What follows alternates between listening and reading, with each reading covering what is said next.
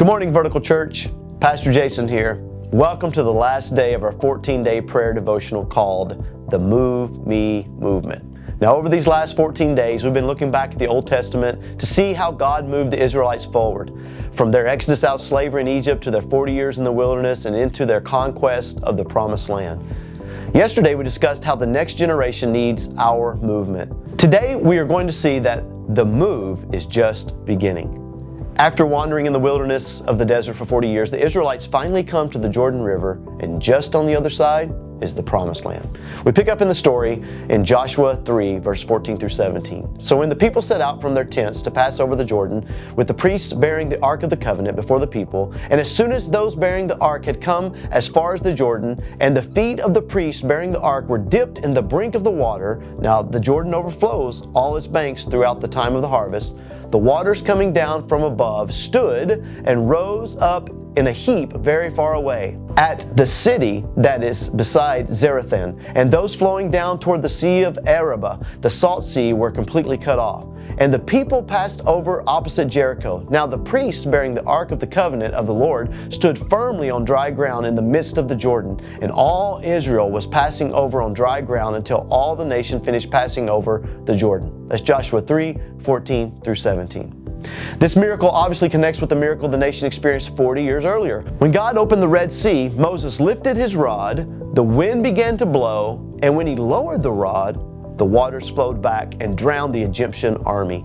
When Israel crossed the Jordan River, it was not the obedient arm of a leader that brought the miracle, but the obedient feet of the people. Unless we are willing to step out of faith and obey His word, God can never open the way for us. The crossing of the Red Sea pictures the believer being delivered from the bondage of sin. The crossing of the Jordan River pictures the believer claiming the inheritance in Jesus Christ.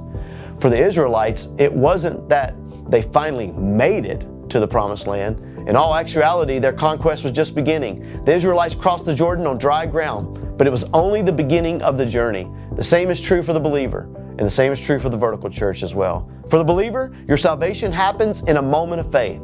It is completed in eternity. For the Vertical Church, though God has done incredible things, and we've seen many miracles take place over the last 20 years, the next 10 years at the Vertical Church are just beginning. We haven't arrived. The journey is not over. We never stand still in the Christian life. We either move forward in faith or go backward in unbelief. As we observe the Word of God, obey His commands, follow after Jesus, and keep Jesus and His victory central to everything we do, God will open miraculous paths for the progress of His kingdom. And as we move forward together in faith and action, I can't wait to see all of the amazing things God is going to do for Yuma and beyond here at the Vertical Church. As you pray today, pray for God's vision for the next decade. Pray that we as a church, united and moving forward together, will continue moving in faith and obedience to God. And a final challenge. I challenge you to commit to being part of the Move Me movement. God is calling you to action. God is calling you to step forward in faith. The journey has just begun.